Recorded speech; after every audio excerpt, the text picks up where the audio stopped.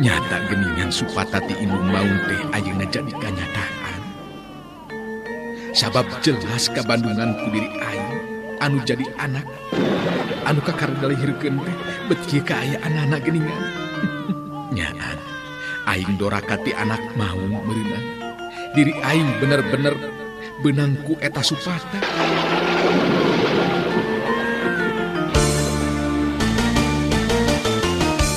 RMG Radio Network gawe bareng jeung DSK 103,2 FM, DSP 1188 AM Stereo, DSS 106,8 FM, Gita 85,8 FM, midangkeun serial dongeng Sunda Si Belang. Anak king jimat awakin nu jadi tilam ka eling Bapa henteu boleh ngapi ngajarin bareng jeung peuting Si Belang. Naskah hiasana Yat R. Garapan Mang Inoy. Teknik jeung montase Laga Jaya. Hiasan musik jeung tata sora Rendika MG. Produser Dewi Miranti. Produksi RMG Record. wayahna hidup sing sabar tumarima kana kadang takdir teu beunang dipungkir kadar teu beunang disinglang. Para kanca sadaya nyanggakeun Si Belang.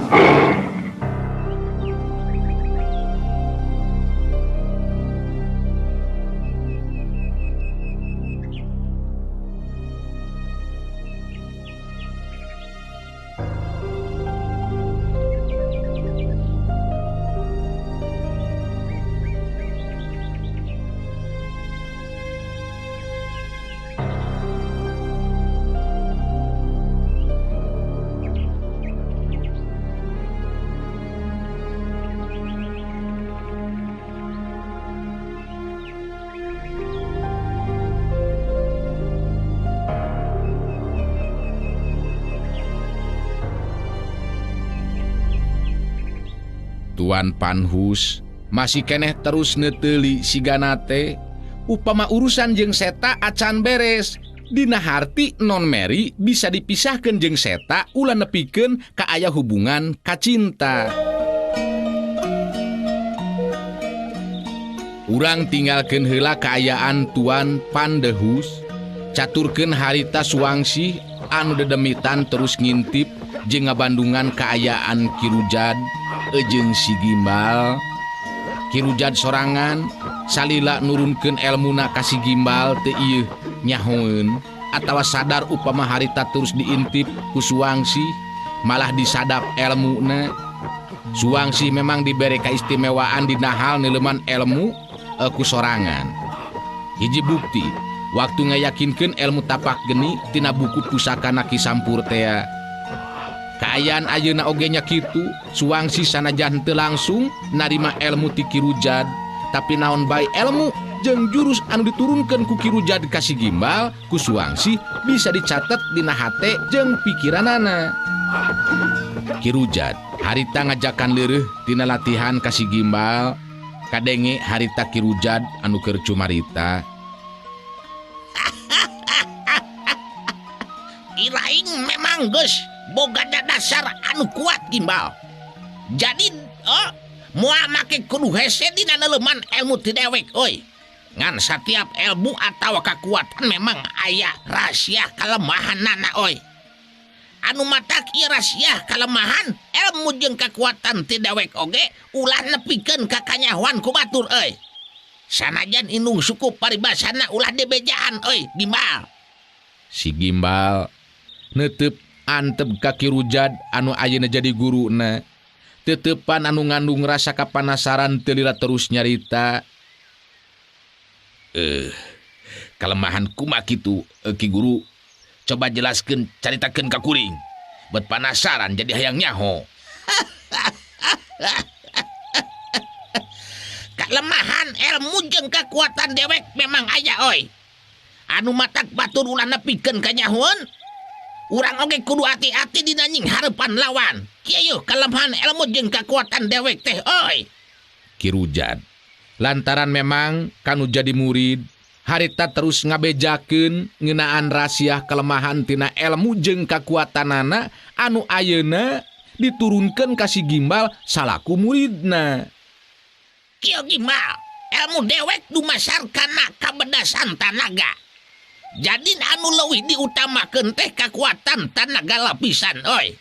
Dina hal narajang atawa gerak panarajang nguntabakeun arah sasaran tina beuteung kaluhur kalemahanana. Upama nying harepan lawan anu ilmu pangenteng badana leuwih punyul, kitu deui dina hal karikatan gerak lawan. Didinya kudu dijaga bagian gigir belah kenca oi. Sebab jurus-jurus dewek ngagunakeun gerakan nyerong ka katuhu. Ieu anu kudu diperhatikeun ku lain Gimbal. Si Gimbal ungeuk tanda ngarti kana caritaan Ki Rujad anu jadi guruna teu lila. Terus nyarita naon anu dicaritakeun atawa dibejakeun ku Ki Guru kaharti. Malah tangtu bakal terus diperhatikeun dicatet dina ingetan. Sing percaya, ieu rasiah moal nepikeun kabocor ka saha bae oge Ki. Piraku kudu betus kanu sejen sarua bae jeung bunuh diri. Saperti anu karanapan ku kuring. Nyeri Ki. Nyeri karasana lantaran si Suwangsi anu jadi pamajikan tetelah hianat. Nu matak dewek ngingetan ti ayeuna oi Gimbal. Jadi dina satiap tarung nying harepan lawan usahakeun leuwih teh heula urang anu baju narajang. Ulah nepikeun kabar oi, kitu tah Gimbal. Suwangsi anu ngintip ngadengekeun seuri sorangan malah terus ngomong dina jero hatena. Mane bisa jadi ngarasa gede hate sia Gimbal. Lantaran boga ilmu anyar ti Ki Rujad. Tapi kabeh eta ilmu nepikeun ka kelemahanana geus bisa kanyahoan ku diri aing. Nganu ngarti, upama maneh bakal ngalakukeun balitungan, kalaka maneh anu bakal ngadua kalian meunang wiwirang ku diri aing. Malah geus moal aya deui ampun pikeun jalma saperti maneh sia Gimbal. Kitu. Di antarana kaayaan eusi hate Suwangsi dina waktu harita.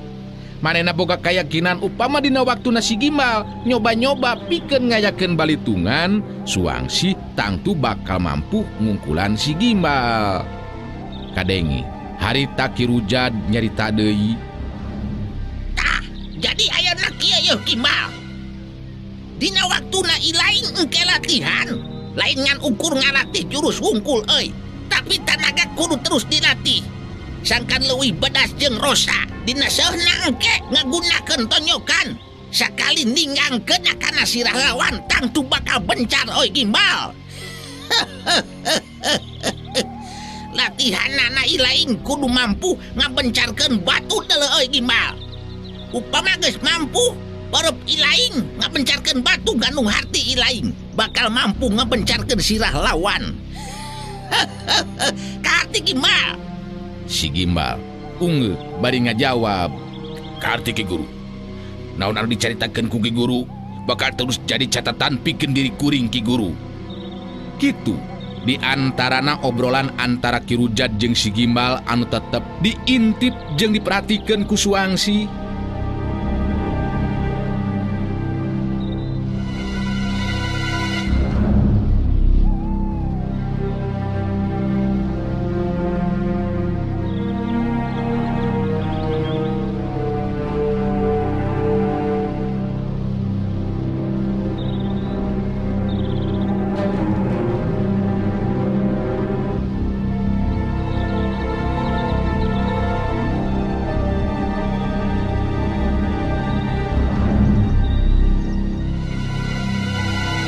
Sedangkeun di tempat sejen, Seta jeung 5 urang lalaki sejena mangrupa pangeusi lembur kertasana, harita keur masangkeun jaring pitapak di tempat pangulinanana si Belang. Seta harita anu mingpin jeung ngabagi pancen. Sanggeusna beres masangkeun jaring pitapak di lebah tempat anu sakirana bakal diliwatan ku si Belang. Seta ngabagikeun paneutupna ka 5 urang lalaki urang lemur teh.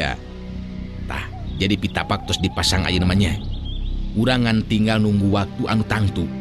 Di mana dina waktuna engke si Belang ngaliwat ka lebah dieu, jaring pitapak bakal ngajirek atawa ngajaring si Belang sakumaha anu diamanatkeun sababaraha kali. Urang taya maksud pikeun binasa ka si Belang. Salah saurang di antara anu limaan harita nyarita, Ari akang mah nurutkeun be kumaha haji seta. Nu penting si Belang lamun geus beunang mah kaayaan lembur tangtu aman. Pangpangna mah ingon-ingon urang. Nya maksud teh moal nepikeun ka beak meureunnan. Nya da karugian anu lain dikieun atuh, karugian anu lain saeutik saeutik atuh ieu seta. nurutkeun hasil pangimeutan engke aya waktuna urang datang ka dieu. Maksud teh engke aya waktuna urang datang deui ka dieu. Di mana nganti datang si Belang. Jaring pitapak kudu siap ditarik ke 4 juru. Mudah-mudahan bakal lancar ieu rancang urang. Oge maksud jeung tujuan urang engke dina waktuna. Geus ngarasa cukup aya di dinya di tempat pangulinan atawa anu sok dipake mindeng ngaliwatan ku si Belang. Seta terus ngajakan baralik deui ka lembur ka 5 urang jalma pangeussi lemur anu marengan manehanana.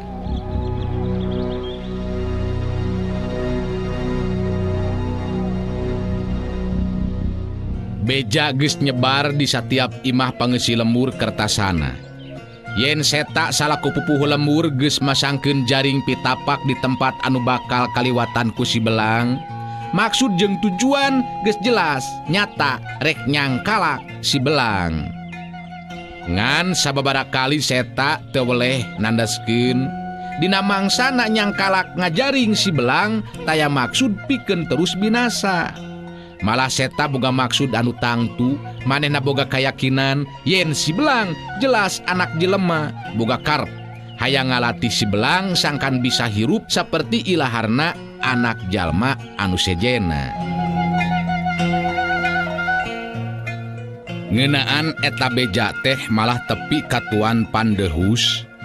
Teu matak aneh lamun harita terus ngajakan ngobrol ka Mang Obel badega satiana.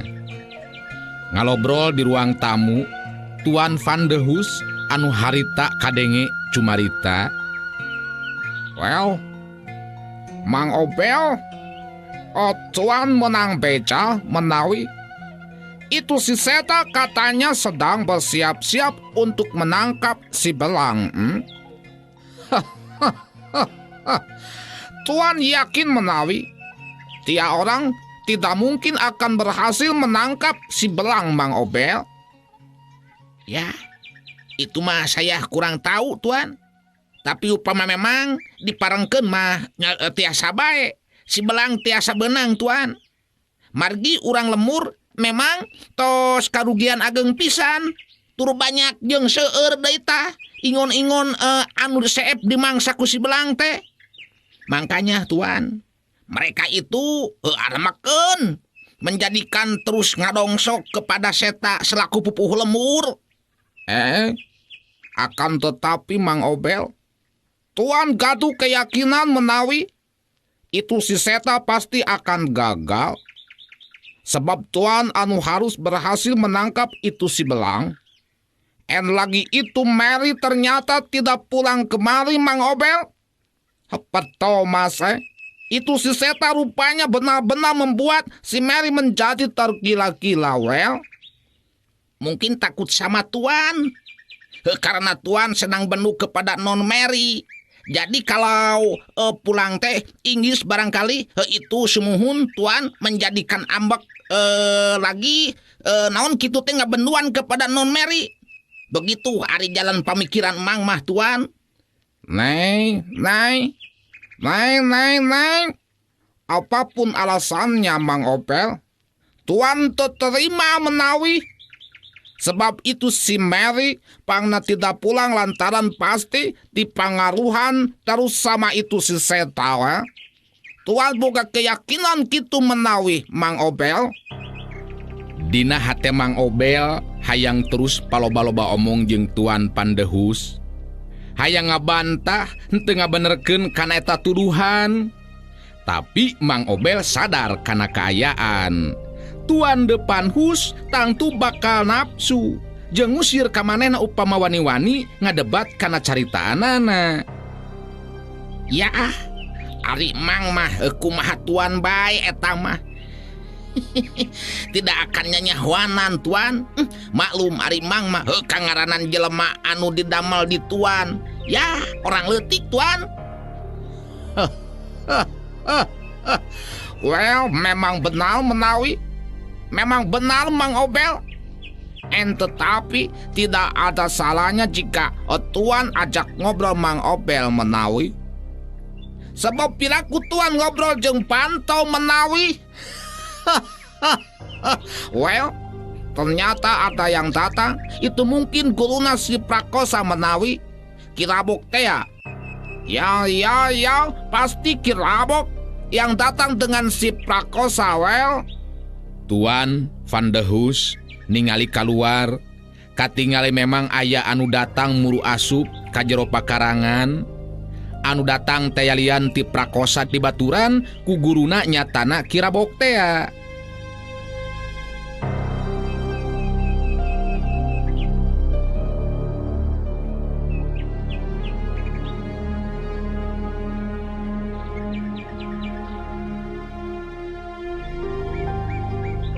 Kadatangan Kirabok jeung Prakosa memang geus lila didaguan ku Tuan Pandehus. Sedangkeun Mang Obel mah gancang gura-giru asup ka jero sabab memang geus aturanana manehna henteu meunang milu ngobrol pipilueun kana urusan dunungan. Kirabok kawilang jago kolot anu pangawakanana jangkung gede, sanajan geus kolot tapi keker-cangker.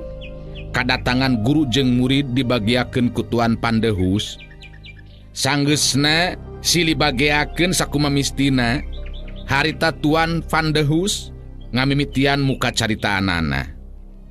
Well, selamat datang wilujeng sumping Prakosa terutama Kirabok menawi.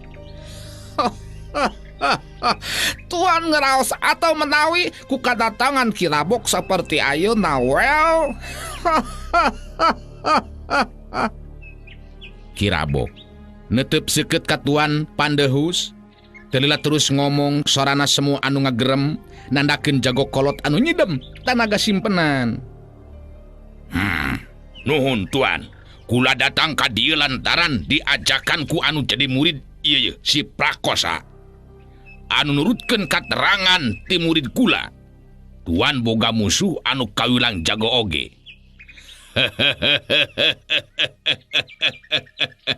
Jadi kula katarik hate ye hayang ngabuktikeun kana eta beja. Oh iya, memang betul laras pisan menawi Kirabok. Tuan gatu musuh menawi dia orang memang jagoan punya nama si Seta sudah pernah bertarung ngelawan Prakosa menawi. Tapi si Seta ayeuna masih kena hirup menawi. Prakosa harita terus milumairan caritaan. Jadi begini Tuan, mengenai si Seta sudah diomongkan sama saya kepada ini nih, guru saya. Dan ayeuna pangna datang ka dieu lantaran memang rek ngabantu kepada saya. Jadi kedatangan kemari ini bari ngabadamikeun sekali lagi. Barangkali saja ada tugas anu sejen di samping harus ngabereskeun si Seta. Tuan Pandehus katingali hegar marahmai paromana. Manehna boga kayakinan kangaranan Kirabok guruna Prakosa anu ngabantu tangtu pakarepanana bakal bisa tinekanan. Hot. Tangwal. Terima kasih nuhun menawi. Memang benar menawi Prakosa. Tuan masih ada satu lagi kepenasaran. Well, naon teh Tuan? Coba diomongkeun. Mumpung ini guru saya Kirabok ada di sini. Well. Tuan inginkan juga itu si Belang yang sudah melukai itu si Sundara bisa dibereskan, well. Sebab kalung berlian yang dipakai si Belang eta gaduhna Tuan. Jadi ku ayana kitu menawi tugas teh aya 2 macam prakosa. Anu hiji ngeunaan itu si Seta, anu kadua mengenai si Belang. Prakosa ngareret ka Kirabok anu jadi guruna. Nu direret Surti harita terus nyarita. Sing percaya ka kula Tuan. Maksud jeung tujuan Tuan ku kula bakal dilaksanakeun sakumamistina. Sarta kula boga keyakinan bisa laksana. Tuan kudu percaya ka kula. Well. Kita orang memang percaya sekali Kirabok. And Tuan gaduh pikiran. Pikiran ini bukan tugas berat bagi Kirabok, seorang jago yang sudah lama and sudah punya nama. Tuan percaya pisan menawi. Asapilaku upama kata gagal deui menawi. Begitu Kirabok and juga Prakosa. Kirabok ngarebehkeun dadana. Manehna salaku jago kolot anu geus lila makalangan di dunya kajawaraan boga angkeuhan. Dina mangsana adu harepan ngalawan Seta, tangtu dirina anu bakal aya dina kaunggulan. Kadenge Kirabok harita nyarita deui. Hal penting anu ulah nepikeun ka poho Tuan. Nyaeta ngeunaan janji Tuan, ngeunaan buruhan jeung hadiah. Kula boga keyakinan Tuan tangtu moal ingkar janji. Well, Kirabok. Untuk kudu salempang menawi. And Tuan tidak akan ingkar janji. Naon anu diomongkan sama Tuan pasti akan dipenuhi, akan dicumponan. Tenang saja Kirabok, bukan begitu Prakosa. Tuan Pandehus bari seuri terus ngareret ka Prakosa. Anu direret ungeuk bari seuri. Ya betul Tuan. Betul sekali Tuan. Sebab kalau sampaikan ka ingkar janji, ini guru saya bisa murka. Bisa murka Tuan. Kalau dia sudah marah besar, sekalipun dewa tidak akan bisa ngahalangan Tuan. Well. Tuan percaya itu Prakosa. Percaya pisan menawi. Sebab Kirabok jago Tuan yang hebat.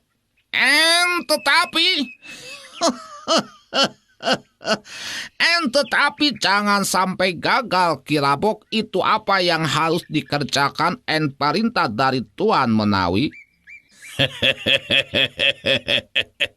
Ulah salempang Tuan, ngeunaan tugas anu 2 tadi. Sebenarnya kawilang gampang jeung gampang pikeun diri kula.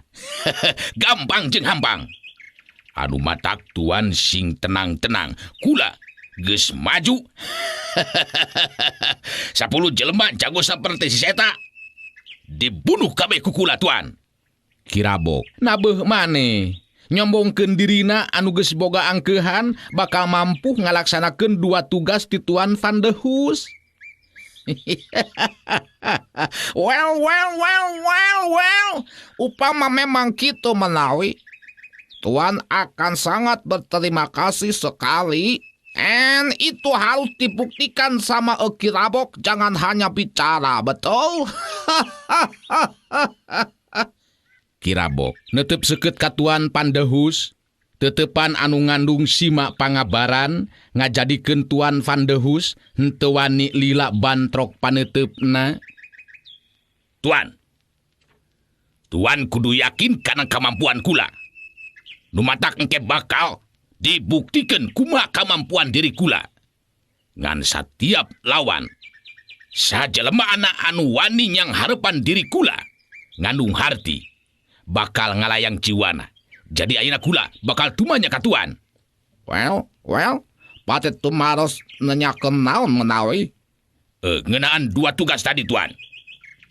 Jadi aya 2 jalma anu kudu diberesan ku dari kula nyaeta si Seta jeung si Belang. Nah tuan, henteu kaberatan upama eta 2 jalma ngalayang jiwana. Hartina ku kula bakal diparagatkeun nyawana, bakal dipaehan. Tuan Van de Hus unggut-unggutan. Manehna ngarasa panuju ningali sikep jeung ngadenge caritaan Kirabok anu tandes pinuh rasa percaya diri. Kadenge Tuan Van de Hus harita nyarita deui. Halt, Tangwel, Tuan oge percaya pisan menawi en Kirabok bakal bisa membuktikan apa yang Tuan inginkan. Well, en Tuan memang henteu kaberatan menawi upama eta si Belang en juga eta si Seta tuanana meninggal alias mati well. Tuanana memang ngabayakeun menawi jadi ira kira-kira na menawi Kirabok bakal ngalaksanakeun en tindakan itu tugas dari Tuan well. Kula geus ngitung tuan. Jadi engkawan Cipeting alus pisan keur diri kula ngayakeun tindakan. Ngarah laluasa dina ngalakukeun tindakanana oge moal loba jalma anu nganyahoankeun. Kitu tah tuan. Well, Tuan satuju pisan menawi en memang tindakan anu kudu dilakukan seharusnya harus penuh dengan perhitungan. Jangan ulah tukikeun kaloba jalema anu nganyahoankeun menawi itu eta Kirabok. Memang bener kudu kitu tuan. Ngarah kaayaan urang tetep aman, hartina rahayat. Henteu ngamusuh ka urang. Malah kula aya pamenta ieu teh ka tuan. Oh iya. Bate menta naon menawi? Tuan ngaraos kaget menawi teu acan tigawe atos menta buruhan well. Kula lain rek menta duit atau buruhan teh heula tuan. Eueuh teu dituna kula. Make kudu mumulur maneh mantun. Ngan kula menta teh sangkan tuan dina engke peuting milu indit. Oh iya, milu indit. Nah naon menawi Tuan keta miluan indit well. Naon maksudna? Teu acan ngarti menawi.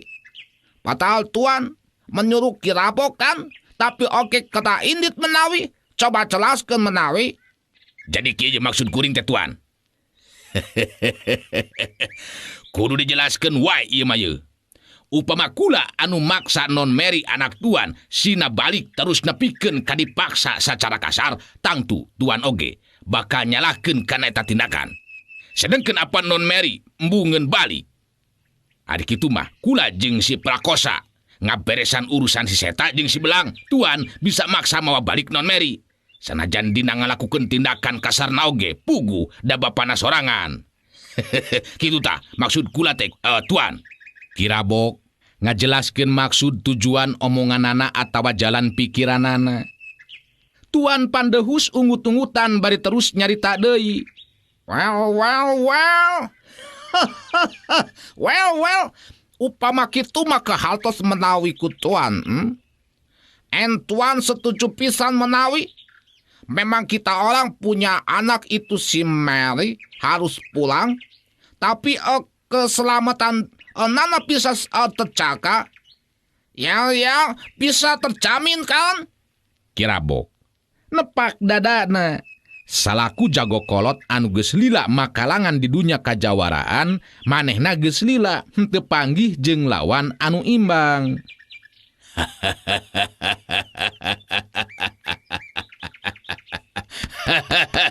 Sing percaya ka diri kula tuan, sing percaya. Ingatkeun. Kula jadi jago kolot, guruna si Rabok, jadi kayaan kula tangtu beda jeung muridna. Sing tenang, bener teu Prakosa. Kirabok ngareret ka Prakosa anu jadi muridna, anu direret ungeuk bari seuri terus ngawalon. Bener tuan. Pokona tuan teu ngarasa kudu salempang atawa sieun sapeda engke peuting urang babarengan nuju ka lembur kertasana. Sabab ari ku tuan mah anu maksa sangka non Mary balik tangtuna oge moal matak jadi kararagok tuan.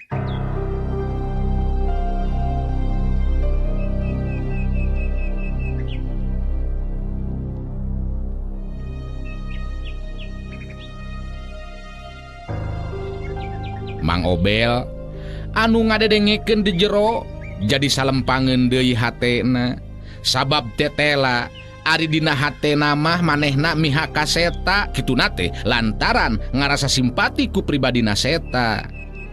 Ieu mah yeuh palang siang bakal cilaka ayeuna mah yeuh. Bakal cilaka seta teh yeuh.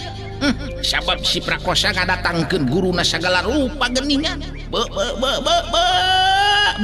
Nyaan. Jadi manjangan yeuh urusan teh jeung eta deui Tuan Pandehus. Jadi kejam.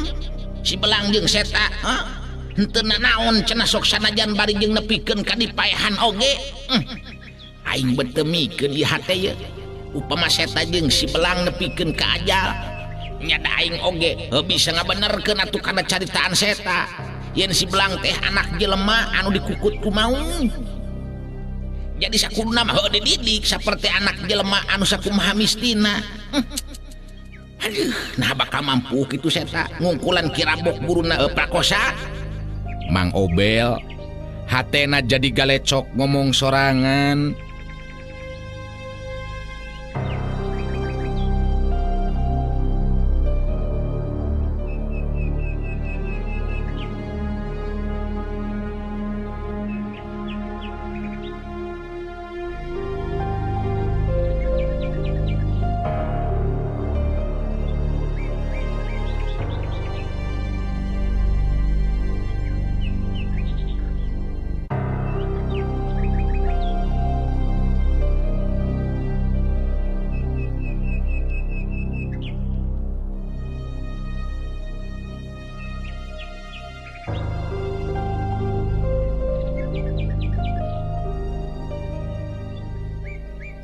Sedengkeun anu keur ngobrol geus aya dina kasaluyuan dina nangtukeun sikep jeung tinakanana. Yen dina wanci engke peuting kirabok Prakosa jeung Tuan Pandehus bakal miang pikeun nuju ka lembur kertasana. Kadenge harita Tuan Pandehus anu nyarita deui.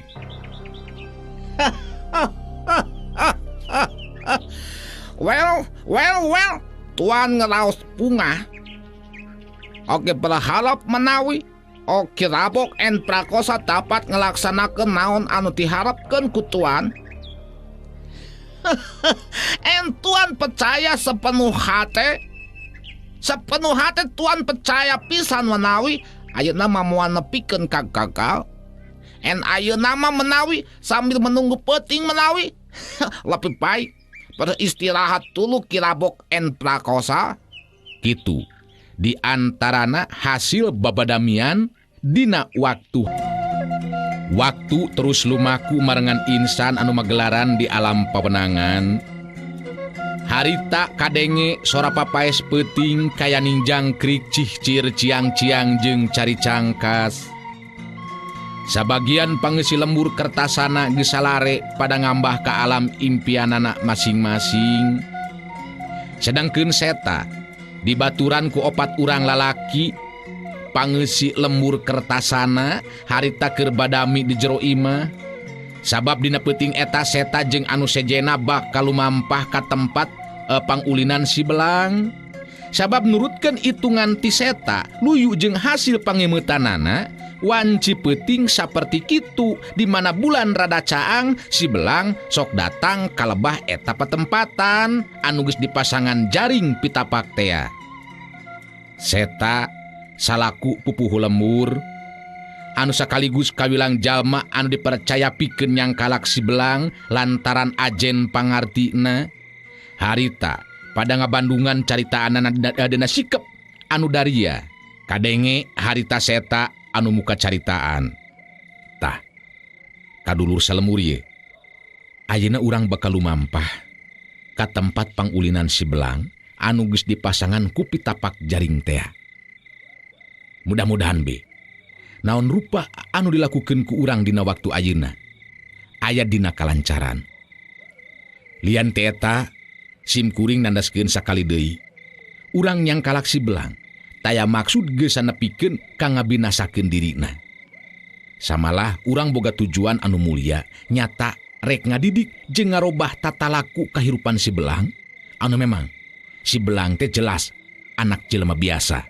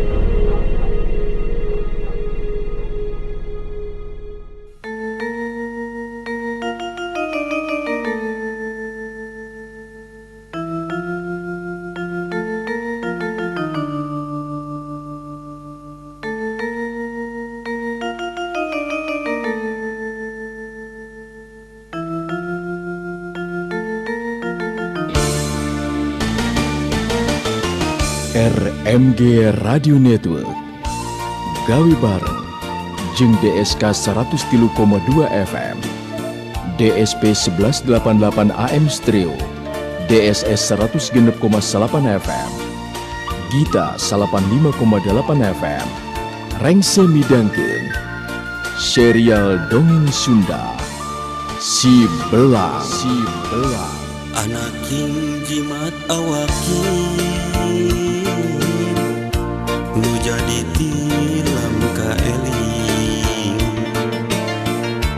Bapa henteu boleh ngapi ngajarin barang jeung peuting Si Belang.